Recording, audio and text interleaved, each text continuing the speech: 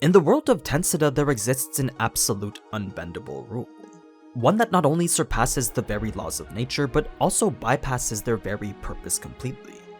For those who are lucky enough to have reached a level in which this rule applies to them, well, these laws of nature would then become nothing more than unique cases to them. Mere fundamentals of the world that could simply be ignored or manipulated. So, if you haven't guessed already, the rule I'm talking about here is the one that dictates that ultimate skills are the ultimate power. The unrivaled ability to treat the very laws of nature as nothing more than trivial suggestions.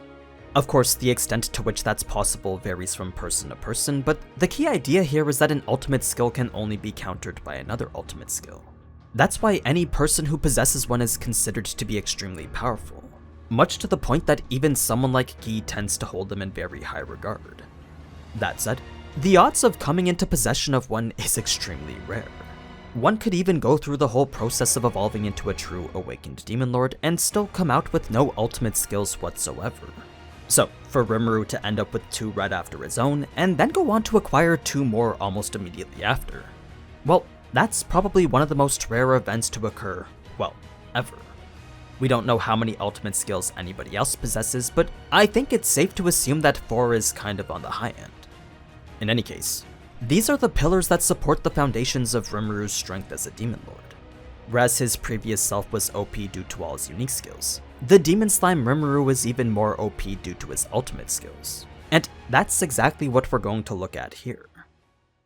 Starting with the one that we're most familiar with, first we have the evolution of Great Sage Raphael, the Lord of Wisdom whose very purpose is to fulfill the wishes of its master. When this ultimate skill had been created, a large majority of Rimuru's old skills were brought together under the management of this single one.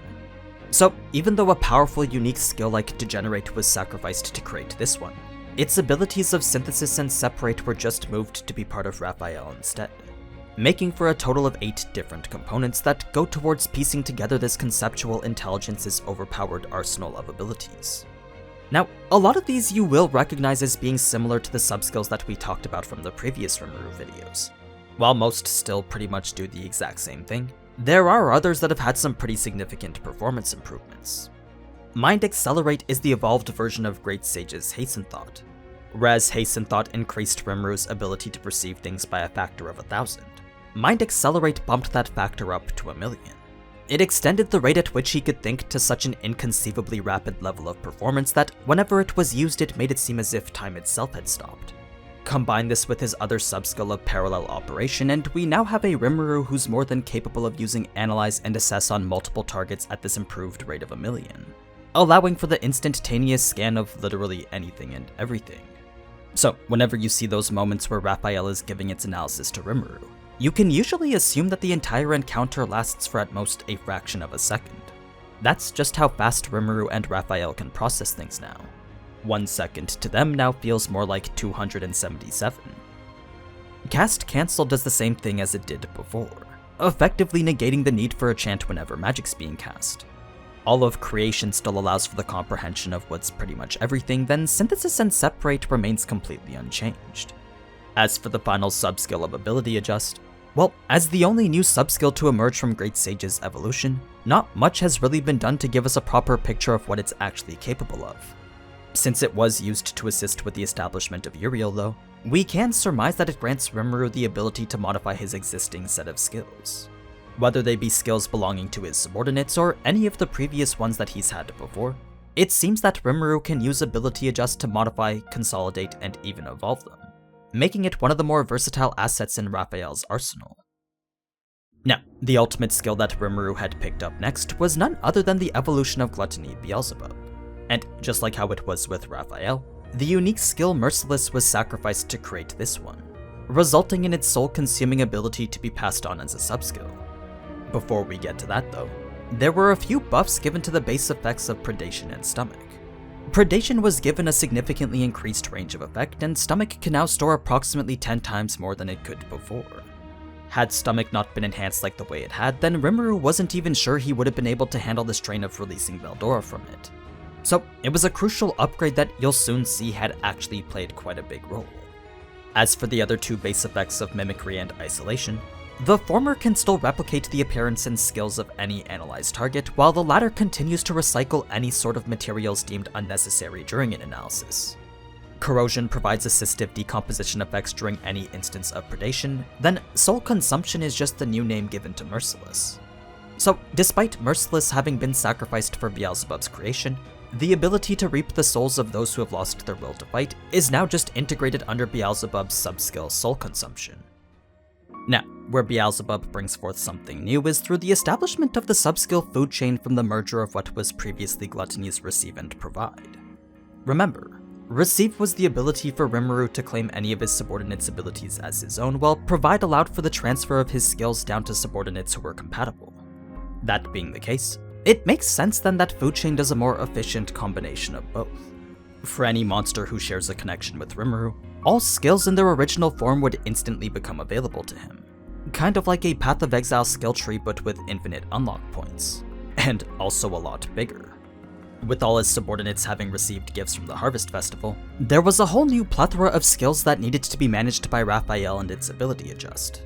You see, Raphael is subject to food chain at the same level that Rimuru is. So that meant all those skills could be streamlined and optimized in whatever way Raphael deemed best. If there was ever a situation in which Rimuru found himself in trouble, then he could simply rely on Raphael to suggest a plan of action with whatever skills were optimal for the situation. It was the only way Rimuru could make use of food chain and the vast amount of skills it provided. As for how it works for those under Rimuru, well, that same condition of compatibility is still required, making it a much more beneficial skill for Rimuru than it is for really anyone else. Now, just like how Raphael had brought forth the creation of Beelzebub, it was Beelzebub that had allowed for the creation of Rimuru's next ultimate skills, the first of which had stemmed from Veldora's resurrection. When Rimuru had released Veldora's spiritual body from the confines of his stomach, there were these lingering remnants of his essence that were left behind, remains of his spiritual body that could be consumed by Beelzebub. So, after those remains were absorbed and analyzed, not only was a soul corridor established between himself and Veldora, but the ultimate skill Veldora was created from it as well. Rimuru had absorbed small pieces of Veldora, then used the link between their soul to transform some of this true dragon's power to his own. Now, if you're wondering what exactly this soul corridor is, well, it's pretty much the direct intangible pathway between one soul and another. A connection that signifies a deepened bond between two people. So, what was essentially Veldora's heart was now linked to Rimuru's soul, resulting in all his memories and experiences to be gathered in the mind of Rimuru, kind of like some sort of external backup. The reason why this is important is because it ties into the subskills of this new Veldora ultimate skill, mainly the duo of Summon Storm Dragon and Restore Storm Dragon. The former allows Rimuru to call forth Veldora whenever he wants, whether it's the Veldora that's in his dragon form, or the new Veldora that's in his spiritual one. Rimuru can summon one single Veldora at his sole discretion. The reason I say one is because there's no limit to the number of times this skill can be activated, but there is a limit to the number of Veldoras there can be. Only one dragon can be present at any given time. If another is attempted to be summoned, then the first will disappear in order to make room for the other. As for what makes this entire ability possible, well, that's actually mostly due to the passive effect of the second subskill. Because Restore Storm Dragon allows Veldora's memories to be copied over to Rimuru, that meant that if Veldora was to ever die, Rimuru could easily bring him back to life with an exact replacement. I know that may sound a little bit confusing, but the key thing to understand is that this clone is just a vessel. Yes, it does house Veldora and serve as his material body, but what we see is nothing more than a clone he's currently inhabiting through his soul corridor with Rimuru. The real Veldora currently resides within Rimuru's soul. Well, a reproducible backup anyway. So, regardless of what happens to this newly provided body, Veldora can always be given another, essentially making him immortal so long as Rimuru continues to be alive. In any case, this pretty much explains the fundamentals of how Summon Storm Dragon works as well. It's not like Rimuru is physically teleporting Veldora to his exact location, but instead it's more like he's replacing the current Veldora with a new one that's an exact copy of the real Veldora from Rimuru's soul. Now, the third and final subskill to come from the ultimate skill Veldora is complete unprohibited access to the Storm Dragon Magic Archive, a much simpler ability than the other two. All this meant for Rimuru was that he could now use powerful spells like Dark Lightning, Death Calling Wind, and Storm of Destruction, all of which are more powerful in comparison to what he previously had. Moving on to the final ultimate skill in Rimuru's arsenal now. What we have is pretty much the amalgamation of all the skills from Food Chain. Remember, with the Harvest Festival having gifted what was potentially hundreds of new skills to Rimuru's subordinates, that meant they were all being gifted to him as well. Food Chain had provided this massive influx of unique and extra skills that he'd never even seen before. Of course, Rimuru couldn't possibly sift through all of them himself, so instead he just decided to hand the task off to Raphael. The result of which was the massive consolidation of all of them into the ultimate skill Uriel, the Lord of Vows. A skill that serves as both the manifestation and proof of the bond that ties Rimuru to all the others. To explain this even further, Raphael had set up unlimited imprisonment as a base, then used ability adjust to merge that base with everything else. So, whether it be his own personal remaining extra skills or any of the unique skills currently available to him through Food Chain, all were combined under the ever-expanding umbrella of Uriel, specifically the subskill known as Law Manipulation. While this does provide him access to every skill obtained via Food Chain, there's a whole nother side to it that provides even more. One that allows for complete control over every magical and scientific phenomenon. This could be anything from the 4 major elements and the laws that govern them, all the way to the magicules in the air and the spells produced by them. Literally all matter, magic, and particles, along with fundamental properties like heat, inertia, and gravity, could now be freely manipulated by Rimuru whenever he wanted, making this specific subskill one of the most valuable assets currently available to him. Even if you set aside the godlike ability to control pretty much everything, having optimized access to what's now over a dozen different unique skills is definitely something you don't want to overlook as well. Another aspect of Uriel that's just as OP is the spatial domination subskill that had taken over for spatial motion. It's a new and improved version that works much more efficiently as well as requires significantly less setup. Unlike how spatial motion required a gate to link 2 points in space together, spatial domination required only a thought. So long as the location was perceivable with Universal Detect, Rimuru could transport himself there almost immediately. It was the closest thing to instant teleportation that anyone could get to.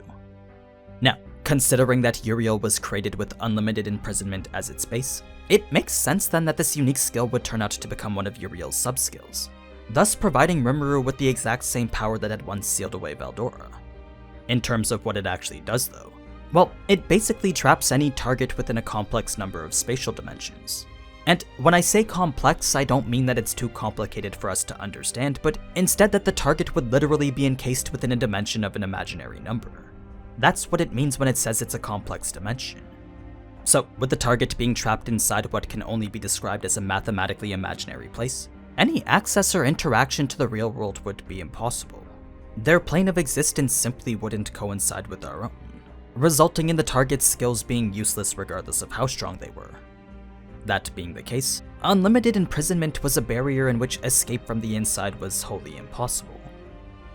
Last but not least, the final subskill of Uriel was the absolute defense of Universal Barrier. Unlike how Multilayer Barrier required each resistance to be imbued individually, Universal Barrier simply did it automatically. Yes, the barrier was still technically multi-layered in nature, but the whole process of setting it up was handled by Raphael now. But yeah, that's every ultimate skill that Rimuru currently has now. As I'm sure you noticed, there's a lot of different things working in tandem to produce these ultimate powers that we see in action in the anime. With Raphael being at the forefront, every other skill is being used at full capacity to provide Rimuru with anything and everything. He may not be as strong as Millimurgi yet, but he's certainly taking his first steps towards something I would personally consider to be akin to godlike. Now, before I go, I do want to mention that I've started streaming a bit more often on Twitch, so if you ever want to watch me play games at a slightly above average level, then feel free to leave a follow at twitch.tv/AniNews_. But anyway, as always, thank you so much for watching, and if you enjoyed this type of anime content, then you already know what to do. So, until next time, ciao!